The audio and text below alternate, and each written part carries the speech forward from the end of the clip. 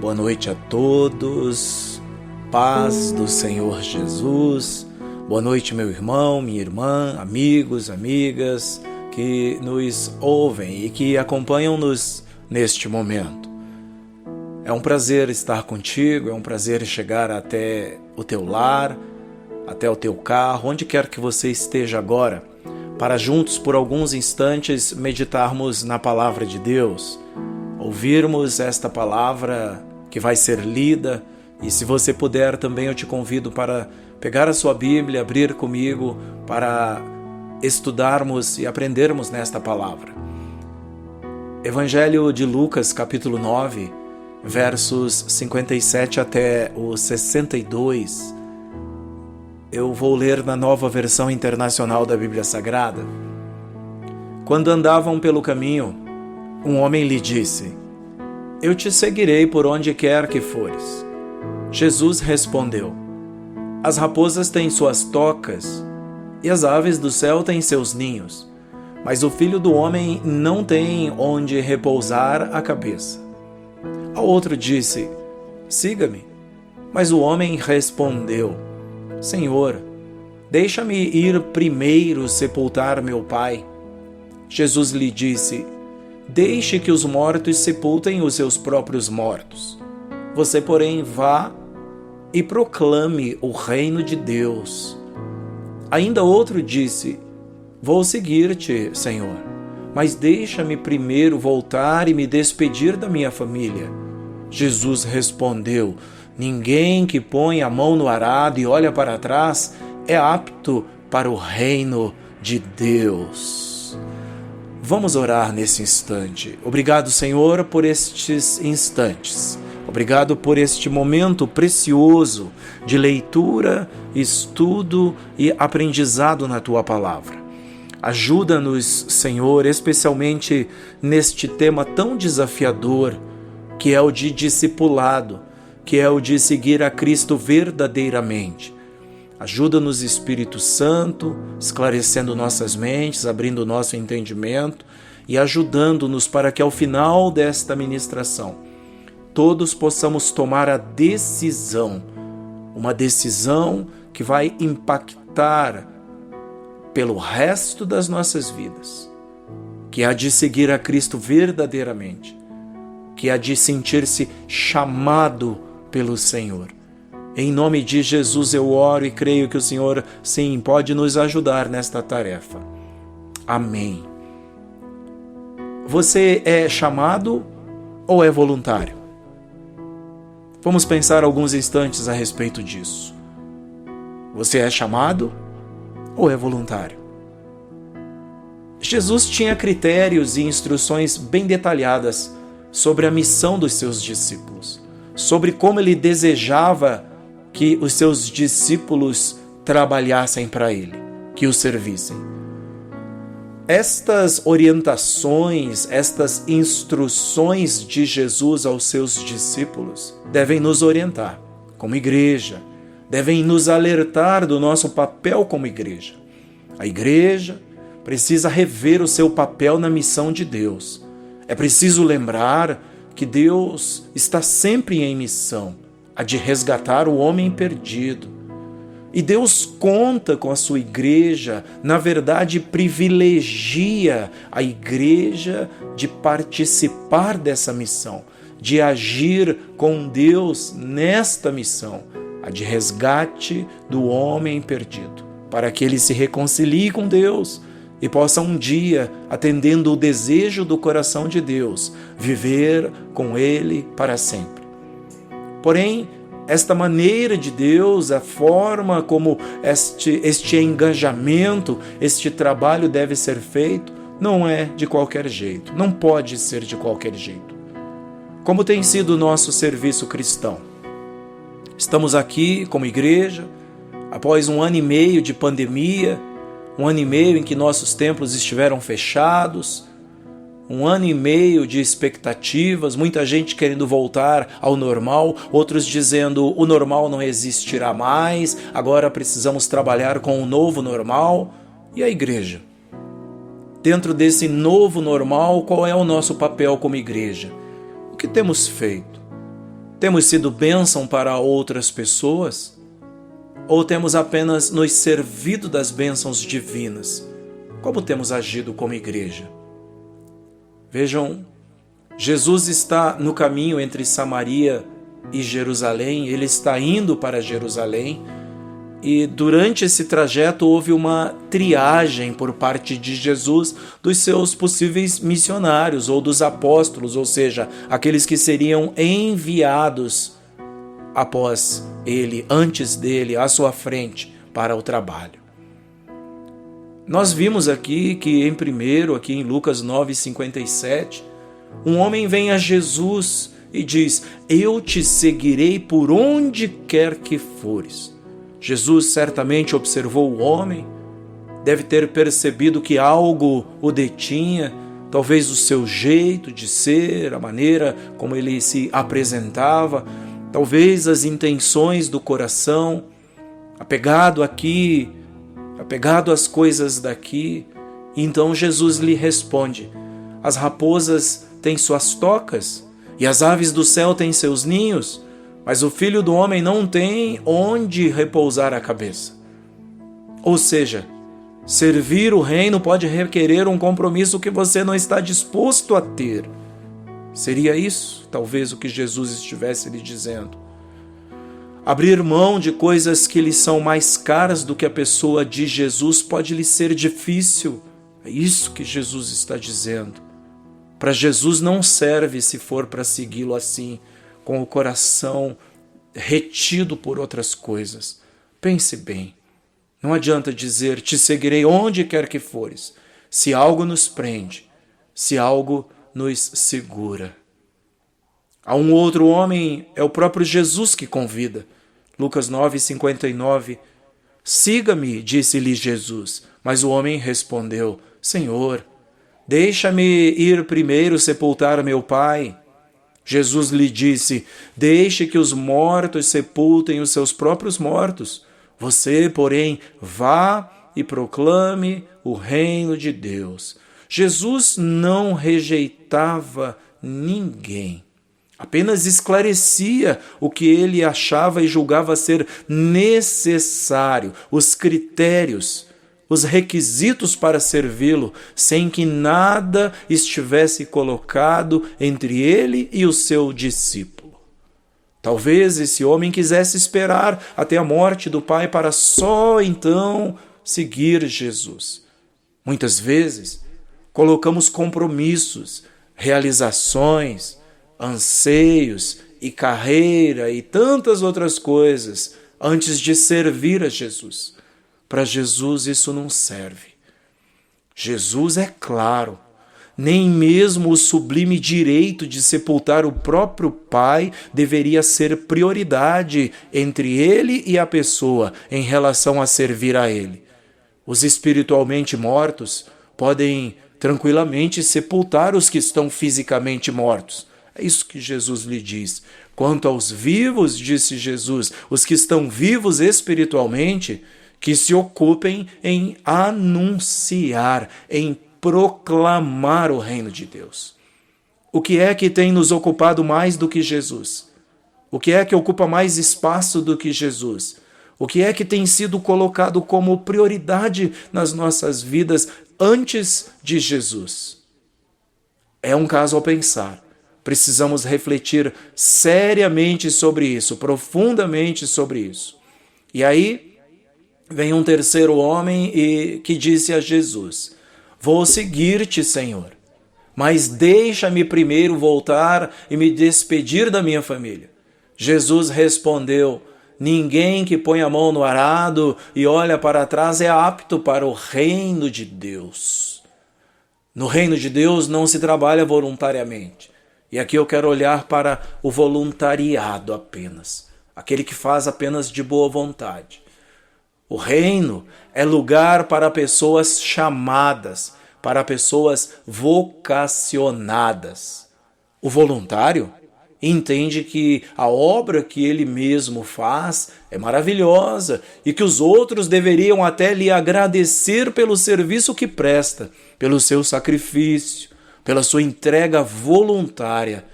Essa pessoa pode estar trabalhando por reconhecimento. O resultado é que o voluntário sempre requer algo em troca e espera que os outros façam alguma coisa em seu favor. Esse é o trabalho voluntário, apenas de boa vontade. Porém, tem aqueles que trabalham por causa do chamado. Quem trabalha por causa do chamado entende que é um privilégio poder servir a Deus, servindo as pessoas, servindo a sua igreja, cooperando com Deus na missão de salvar vidas. Cooperar com Deus, ou seja, isto é, trabalhar juntos, como Paulo bem nos ensinou em 1 Coríntios 3:9, pois nós somos cooperadores de Deus.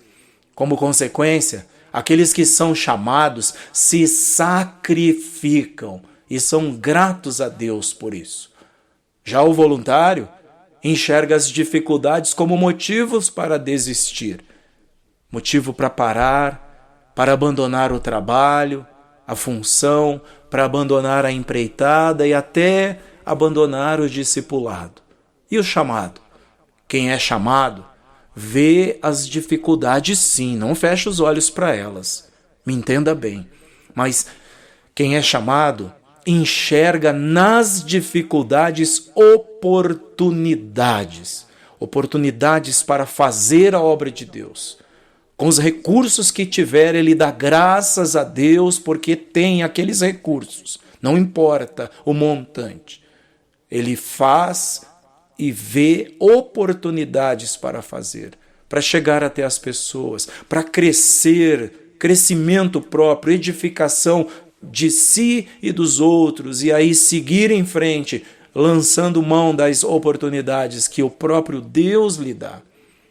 Olhar para o que se requeria para os discípulos de Jesus, os quais cumpriram bem essas instruções, ajuda-nos a avaliar as nossas vidas através dessas instruções. E nós? Somos chamados ou voluntários? O que prova isso para nós mesmos, diante da Igreja de Jesus e diante do mundo ao nosso redor, somos chamados ou voluntários? Qual é a prova disso? A prova são os frutos que resultam da nossa vida de serviço. A prova são os frutos que resultam da nossa espiritualidade. Uma espiritualidade que não produz nada, não faz a menor diferença, porque é uma vida egoísta, em que vivemos só para nós mesmos, em que vivemos somente para ganhar bênçãos, participar das bênçãos, mas não semeamos, não compartilhamos. É, portanto, uma espiritualidade vazia. Mas os frutos, resultado da nossa vida, do nosso trabalho desinteressado, do nosso serviço para Deus, para o seu reino, para a sua igreja, para as pessoas, esses frutos não tem como não serem vistos. Essa é a prova de que eu ou você somos chamados. Hoje é tempo de decisão. Aqui comigo agora é hora de transformar essa minha vontade, que hora eu tenho, outras horas eu não tenho, transformar essa minha vontade, esse meu voluntariado em chamado. Chamado. Porque o chamado, primeira coisa, olhe comigo, a primeira coisa do chamado é Deus quem chama. Quando escolheu os seus discípulos, aqueles que deveriam andar com ele, a Bíblia nos conta no Evangelho que Jesus escolheu aqueles que ele quis e os comissionou e os enviou e deu-lhes ordem. Segunda coisa sobre o chamado. Quem é chamado, não importa o que aconteça, vai servir, vai se sacrificar. Sabem por quê?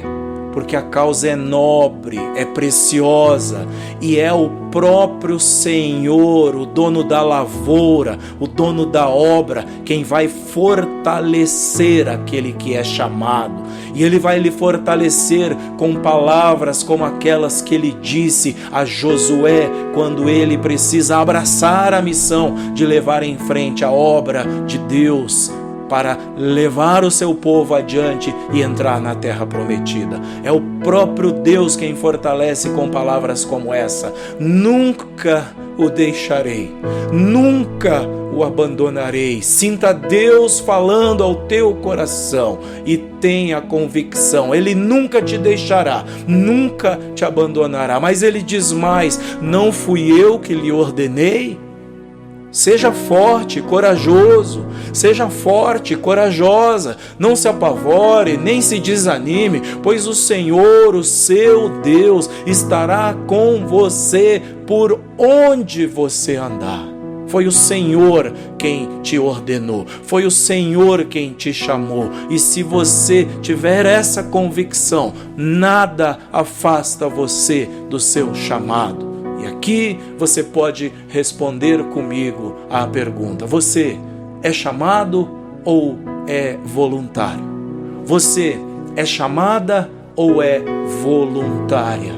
Que o Senhor nos abençoe. E se você ainda não consegue responder a esta pergunta, quero lhe convidar para orar comigo. Estamos vivendo um tempo de desafios, um tempo em que precisamos permanecer firmes, mas eu quero lhes dizer que não é a nossa própria vontade. Dependemos da graça de Deus, dependemos do favor do Senhor para permanecer nele, firmes, trabalhando para Ele.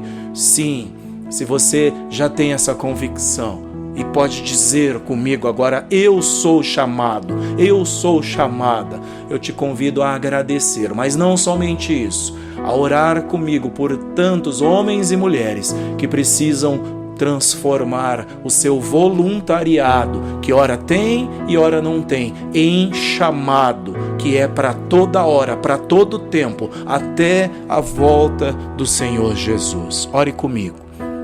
Amado Pai, obrigado por este tempo, obrigado por esta palavra desafiadora, que nos leva a tomar uma posição. E esta posição não é outra senão nos apegar no Senhor e dizer: ajuda-nos, Deus, ajuda-nos, Senhor Jesus, ajuda-nos, Espírito Santo de Deus, ajuda-nos a transformar tudo o que há em nós em algo que não se importe, mas que se sacrifique, em algo que não coloque nada entre nós e o Senhor Jesus. Ajuda-nos, Deus. Ajuda esta pessoa. Se assim for, Senhor, teremos igrejas melhores, cristãos melhores, gente comprometida, gente sendo abençoada, gente sendo alcançada, uma igreja que não se acomoda, um povo que não se acomoda, mas que vai em frente, que levanta a cabeça e que marcha em frente, porque se sente chamado, vocacionado, vocacionada pelo Senhor. Ajuda-nos, Deus. Como precisamos do Senhor, como precisamos desta convicção. Vivemos tempos de desafios, tempos de mentiras, tantas mentiras contadas aos nossos jovens, às nossas crianças, tantas mentiras que nos invadem através das mídias sociais, tantas mentiras, Pai, mas agora, em nome de Jesus, nós queremos em oração anular toda mentira, todo sofisma, tudo aquilo, Senhor, que foi contado como a verdade relativa. Não, só há uma única verdade, e esta é o Senhor Jesus Cristo. Ele que disse: eu sou o caminho, a verdade e a vida. A verdade não é um sistema de regras, a verdade não é um sistema de normas, um sistema de governo, um sistema político. Não, a verdade é uma pessoa, a verdade é Jesus Cristo, e que esse Jesus possa ser o Jesus, o Senhor das muitas pessoas que vierem a Ele e que neste momento comigo fazem esse pacto, tomam essa resolução de agirem conforme o chamado do Senhor. em nome de Jesus. Ajuda-nos a descobrir cada dia para o que fomos chamados. Eu sei que isso vai ser, Deus, visto nos frutos através das nossas vidas. Eles resultarão em amor, em misericórdia, em paciência, em equilíbrio, em serviço desinteressado. Oh Deus, como será bom, como será diferente, como será melhor a nossa igreja, como será melhor o viver juntos em comunhão e em comunidade, Senhor. Ajuda-nos para isso, Pai. Desperta esta pessoa, desperta esta mulher, desperta este homem, desperta esta tua filha, este teu filho, Senhor, para que, enquanto ainda é tempo, exerçam o seu chamado, exerçam o chamado para o qual o Senhor os separou, para o qual tu mesmo vocacionaste, Senhor. Em nome de Jesus eu oro, em nome de Jesus. Oh Deus, dá a todos uma noite abençoada, dá a todos um tempo de descanso, dá um dia abençoado e muito produtivo para aqueles que estão ouvindo pela manhã ou que daqui a pouco acordarão para um novo dia de trabalho, e que neste dia, na lida do dia a dia, não esqueçam: eu sou chamado, vocacionado pelo Senhor, vocacionada pelo Senhor. Eu tenho uma missão, e a minha missão é a missão de Deus. E que a missão de Deus aconteça na vida de homens e mulheres, para serem sal e luz onde quer que vão, onde quer que estejam, na escola, no trabalho, na rua, no comércio, onde quer que estejam, nas suas próprias casas, entre os seus parentes, eles sejam o diferencial, sal e luz onde quer que vão, tempero para o mundo, luz para o mundo, em nome de Jesus. Eu te peço graça por aqueles enfermos. Eu te peço graça, Senhor, pelos enlutados, que aumenta cada dia mais na nossa nação, na nossa cidade, que aumenta cada dia mais no mundo inteiro. Conforta os corações daqueles que estão perdendo seus entes queridos, ó Deus. Só o Senhor sabe, só o Senhor conhece, e conhece também a dor dos que ficam. Ajuda-os, Senhor, a servirem desinteressadamente, assim como esses profissionais, homens e mulheres, que colocam suas vidas, as próprias vidas em risco, ó Deus, todos os dias, para abençoar pessoas. Abençoa este e esta que está no leito de enfermidade, sofrendo com uma doença terminal, ainda que não seja uma doença terminal, mas que está lhe tirando a paz, que está sendo um desconforto, para que ele e ela retornem às suas vidas normalmente, uma vida de trabalho, uma vida em que eles possam desfrutar de paz e alegria junto dos seus e também junto com a tua igreja, Senhor, em nome de Jesus. Abençoa aquele ou aquela que está aflito agora. Põe paz no seu coração. Tira toda a ansiedade, ó Deus. A ansiedade que é inimiga da paz. Tira, Senhor. Tira a ansiedade e troca pela paz que excede o entendimento. Em nome de Jesus. Em nome de Jesus. Amém. Amém. Deus te abençoe. Que o Senhor te dê paz. Que o Senhor te dê vida. E até o nosso próximo encontro, querendo Deus.